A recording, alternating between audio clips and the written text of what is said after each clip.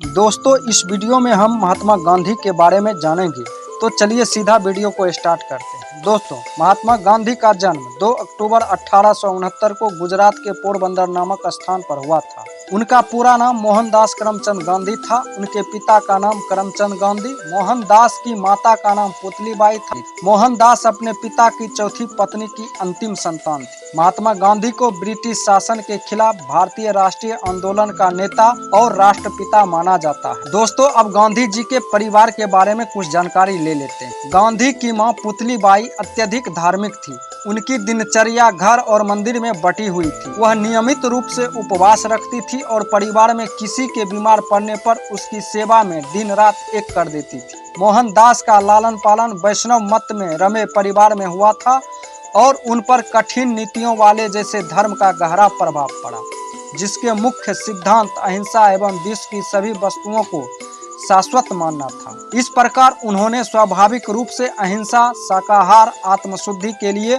उपवास और विभिन्न पंथों को मानने वालों के बीच परस्पर सहिष्णुता को अपनाया। मोहनदास एक औसत विद्यार्थी थे। हालांकि उन्होंने यदा कदा पुरस्कार और छात्रवृत्तियां भी जीती। वह पढ़ाई व खेल दोनों में ही तेज नहीं थे। बीमार पिता की सेवा करना, घरेलू कामों में मां का हाथ बांटना और समय मिलने पर दूर तक अकेले सैर पर निकलना उन्हें पसंद था। उन्हीं के शब्दों में बड़ों की आज्ञा का पालन करना सीखा, उनमें मिनमेख निकालना नहीं। उनकी किशोरा अवस्था उनकी आयु वर्ग के अधिकांश बच्चों से अधिक हलचल भरी नहीं थी।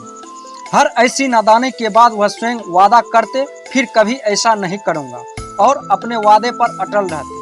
उन्होंने सच्चाई और बलिदान के प्रतीक प्रहलाद और हरिश्चंद्र जैसे पौराणिक हिंदू नायकों को सजीव आदर्श के रूप में अपनाया। गांधी जी जब केवल 13 वर्ष के थे और स्कूल में पढ़ते थे, उसी वक्त पोरबंदर के एक व्यापारी की पुत्री कस्तूरबा से उनका विवाह कर दिया गया। 1887 में मोहनदास ने जैसे तैसे मुंबई यूनिवर्सिटी के मैट्रिक की परीक्षा पास की और भावनगर स्थित रामल दास कॉलेज में दाखिला लिया। अचानक गुजराती से अंग्रेजी भाषा में जाने से उन्हें व्याख्यानों को समझने में कुछ दिक्कत होने लगी। इस बीच उनके परिवार में उनके भविष्य को लेकर चर्चा चल रही थी। अगर निर्णय उन पर छोड़ा जाता तो वह डॉक्टर बनना चाहते थे, लेकिन वैष्णव परिवार में चीर-फाड़ की इजाजत नहीं थी।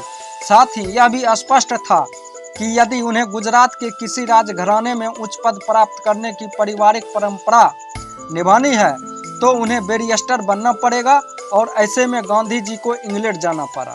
यूं भी गांधी जी का मन उनके रामल दास कॉलेज में कुछ खास नहीं लग रहा था, इसलिए उन्होंने इस प्रस्ताव को सहज ही स्वीकार कर लिया। उनके युवा मन में इंग्लैंड की छवि दार्शनिकों और कवियों की भूमि संपूर्ण सभ्यता के केंद्र के रूप में थी। सितंबर 1888 में वह लंदन पहुंच गए।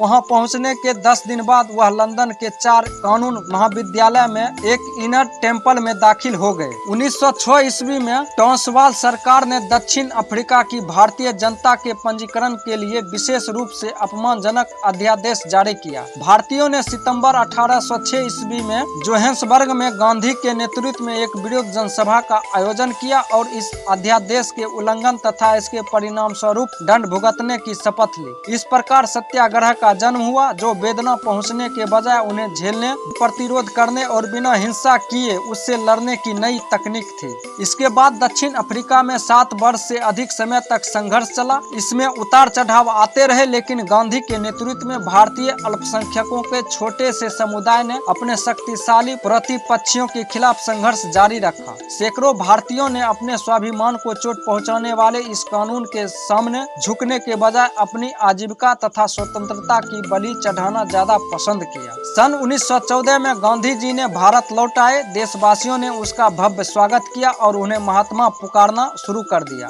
उन्होंने अगले 4 वर्ष भारतीय स्थिति का अध्ययन किया। भारतीय स्थिति का अध्ययन करने तथा उन लोगों को तैयार करने में बिताए जो सत्याग्रह के द्वारा भारत में प्रचलित सामाजिक व राजनीतिक बुराइयों को हटाने में उनका साथ दे सके। फरवरी 1919 ईस्वी में अंग्रेजों के बनाए रोले एक कानून पर, जिसके तहत किसी किसी भी व्यक्ति को बिना मुकदमा चलाए जेल भेजने का प्रस्ताव था, उन्होंने अंग्रेजों का विरोध किया। फिर गांधी जी ने सत्याग्रह आंदोलन की घोषणा कर दी। इसके परिणाम स्वरूप एक ऐसा राजनीतिक भूचाल आया जिसने 1919 में समूचे उपमहाद्वीप को झकझोर दिया। इस सफलता से प्रेरणा लेकर महात्मा गांधी ने भारतीय स्वतंत्रता संग्राम के लिए जाने वाले अन्य अभियानों में सत्याग्रह और अहिंसा के विरोध जारी रखे, जैसे कि असहयोग आंदोलन, नागरिक अवज्ञा आंदोलन, दांडी यात्रा तथा भारत छोड़ो आंदोलन। गांधी जी के इन सारे प्रयासों से भारत को 15 अगस्त 1947 ईस्वी को स्वतंत्रता मिल गई। मोहनदास करमचंद गांधी भारत एवं भारतीय स्वतंत्रता आंदोलन के एक प्रमुख राजनीतिक एवं आध्यात्मिक नेता थे। राजनीतिक और सामाजिक प्रगति की प्राप्ति हेतु अपने अहिंसक विरोध के सिद्धांत के लिए उन्हें अंतर्राष्ट्रीय ख्याति प्राप्त हुई। महात्मा गांधी के पूर्व भी शांति और अहिंसा के बारे में लोग जानते थे, परंतु उन्होंने जिस प्रकार सत्याग्रह, शांति व अहिंसा के रास्ते पर चलते हुए अंग्रेजों को भारत छोड़ने पर मजबूर कर दिया, उसका कोई दूसरा उदाहरण विश्व इतिहास में देखने को नहीं मिलता। तभी तो संयुक्त राष्ट्र संघ ने भी वर्ष 2007 से गांधी जयंती को विश्व अहिंसा दिवस के रूप में मनाए जाने की घोषणा की है। गांधी जी के बारे में प्रख्यात वैज्ञानिक आइंस्टीन ने कहा था कि 1000 साल बाद आने वाली नस्लें इस बात पर मुश्किल से विश्वास करेगी कि हार मान से बना ऐसा कोई इंसान भी धरती पर कभी आया था। विश्व पटल पर महात्मा गांधी सिर्फ एक नाम नहीं अपितु शांति और अहिंसा का प्रतीक है। ऐसे महान व्यक्ति के धनी महात्मा गांधी की 30 जनवरी 1948 को नई दिल्ली के बिरला भवन में नाथूराम गोडसे द्वारा गोली मारकर हत्या कर दी गई। दोस्तों, इस तरह महात्मा गांधी के बारे में थोड़ा सा जानकारी इस वीडियो में दिया गया था। अगर इनके बारे में और भी जानकारी पाना चाहते हैं तो कमेंट आप कर सकते हैं, कमेंट में हमसे पूछ सकते हैं। महात्मा गांधी के बारे में हम और विस्तार से वीडियो बनाकर आपके सामने लाएंगे अगले वीडियो में। तब तक के लिए धन्यवाद।